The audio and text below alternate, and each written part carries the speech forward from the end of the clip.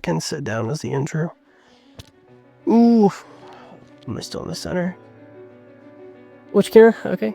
What I wanted from the marathon, I think I just wanted a goal that was based off consistency and not based off of circumstances at all. I had a bunch of people that were like, dude, there's no way I could do the full. Like, I'm just going to do the half. You should do the half. You've only done a 10K, maybe start with the half and then we'll move up to the full. If I'm going to do the half, I'm going to finish the half and be like, man, I wish I would have done the full.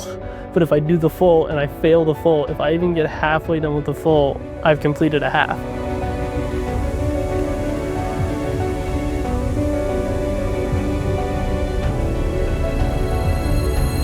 I felt proud, but also wanting a lot more. Came into the race with the mindset that I actually got from Lucy Davis. She said that before you step onto the start line, understand that whatever you bring to the table is what you have. The sacrifices that you made, the choices you decided to make, the things you prioritized were all things that you made, knowing that they were the best decision that you could make at that time. And what you bring to the table is what you have.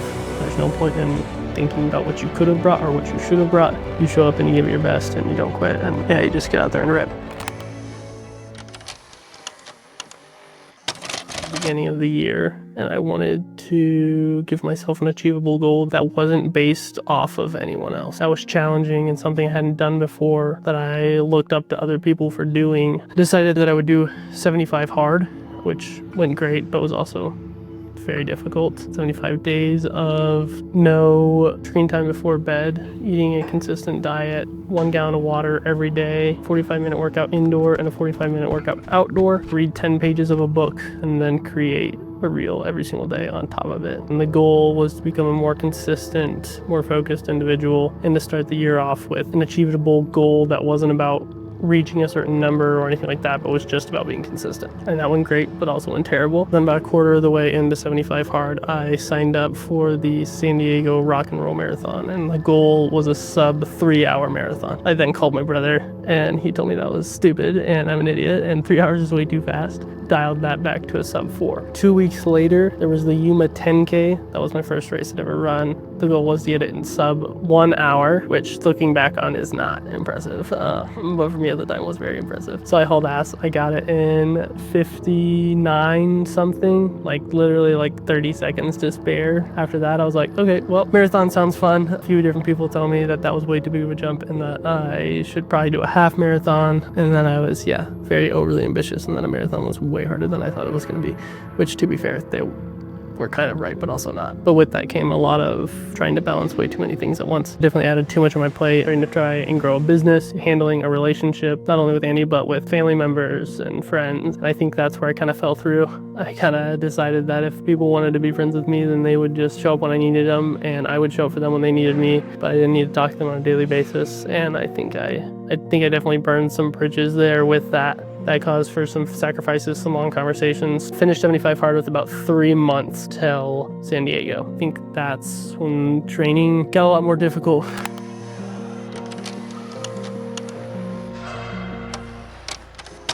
It was less of a mandatory I have to do it and more of like I need to run and I need to get my training in, and not my whole entire day was scheduled around it. About a month out, had to dial back the training. I had to focus on other things, and my relationships came before the race and the training, and I'm not mad about that. That's a choice that I decided to make, and I'm happy with it. I went on my longest run of prep, 20-mile long run, and failed. I made it to 13 miles. Calves started cramping up, and I decided this isn't beneficial to me if I destroy my body a couple weeks before my race just to try and get 20 when it's not even the whole race. So I called that at 13. The furthest I had ran at that point was 17 miles before the race. So going into the race, I was a little nervous only because I set that goal for sub 4 hours and I really wanted to reach it. Finishing the race was never a question. I have a very don't quit mentality. Once you start something, you finish it, whether it's going well, whether you even get a result that you want from it. Finishing it is the biggest goal, and is a must, not something like, oh, if I'm not gonna reach my goal, why even go for it now? You finish, and if you don't reach your goal, that's okay, but we're gonna finish.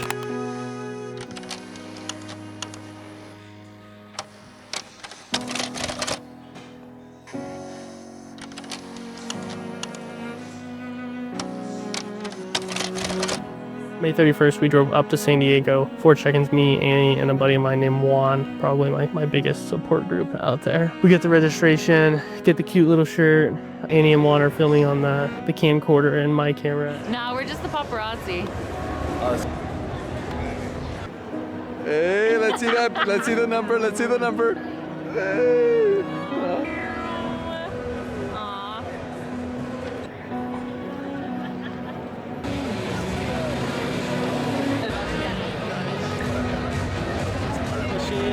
All right, now find it again. I'm running the 26 miles. Just kidding. 26.2. Get through everything, take some pictures, whatever. And we decide we have some time to kill before we can check in the Airbnb, so we go to the mall, because that's what you do when you're in a completely different city and there's tons of things to do. You go to a mall, the one thing you have at your town. And we go shopping. Juan and Annie surprised me by getting me a pair of Alpha Fly 3s, which, if you don't know, are ridiculously nice carbon-plated racing shoes. It was so unexpected. It was definitely like, okay, all the work that I've done is seen. When you're doing it every single day, it doesn't often feel seen. You're kind of just out there by yourself and you just have to put in the hours. And a little anxious, and then they got me the shoes, and that got me a lot more excited. Kind of geeked out over those. Checked in the Airbnb, Annie cooked dinner.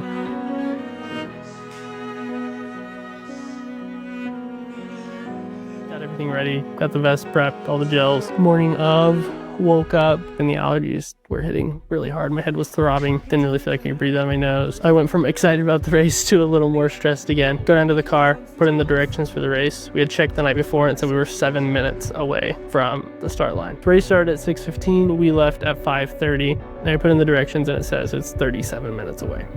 There's standstill traffic at about 1.5 miles to the exit, and we're sitting there and clock's winding down, we're not moving, clock's winding down, we're not moving. I look at the time and it's about 2 minutes till 6. And I'm thinking, well, if I run like a 10-minute mile, that won't gas me and I'll still make it to the start line.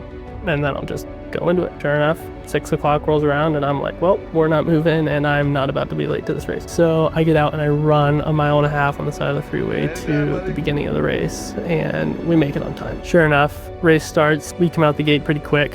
Held about an 8:39 minute pace, pretty much all the way up until like mile 18, and we felt really good. I call them, we'll try and catch you at mile 18, which on their end was apparently as much of a race as it was for me. I watched the tape back. They're basically driving in circles. Alright, so we're currently trying to find another roundabout point.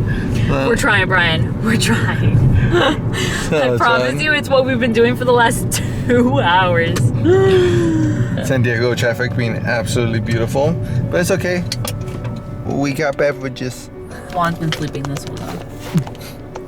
So we're currently at the same stoplight that we were at 30 minutes ago. We've been at this stoplight at least 4 times and have been on that highway doing the same U-turn at least 4 times.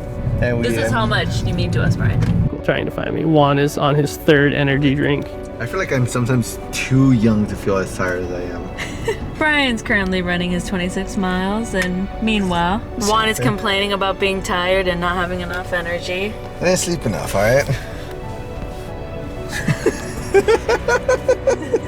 Pounding peanut butter pretzels and having a rough go at life while they try and figure out where I'm at. Right before mile 18, I see him. Yeah, boy! Woo!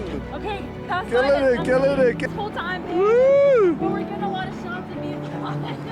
Say what's up to them. Honestly, I was feeling really good and I was on pace to do sub 4. Snagged a banana, snagged an orange, got on my way, was still feeling really good. Comes up to mile 19 and the sun finally came out and I overheated. Face felt really flush, started dry heaving every 2 minutes for the next mile. So that slowed my pace down a lot. Mile 21 comes around and I'm back. Feeling good. Try and pick up the pace. We get up to mile 22 and there's the Highway 160 free hill. And in my mind, I'm like, I'm gonna push through, we'll be fine.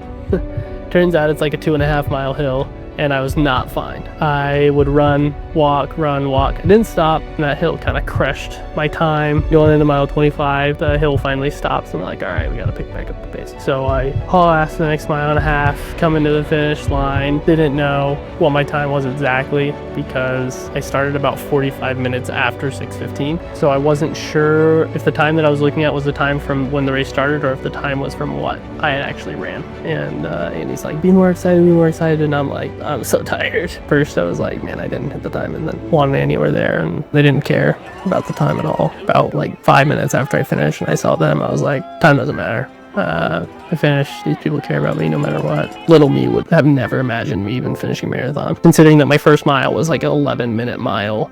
The first time I ran at the beginning of the year to endure for 26.2 miles. I mean 27.8 if you're counting my mile and a half at the beginning. Would be super proud, but I think that also lit a little bit of fire to get the sub 4, so we're definitely going to go for that. So grateful and so blessed to have the people that I had show up for me. It meant the world. Finished the marathon at 4 hours and 51 minutes. We'll see how the next one goes. Definitely going to go for sub 4. Left with wanting a little bit more. But yeah, that was San Diego Marathon 2025.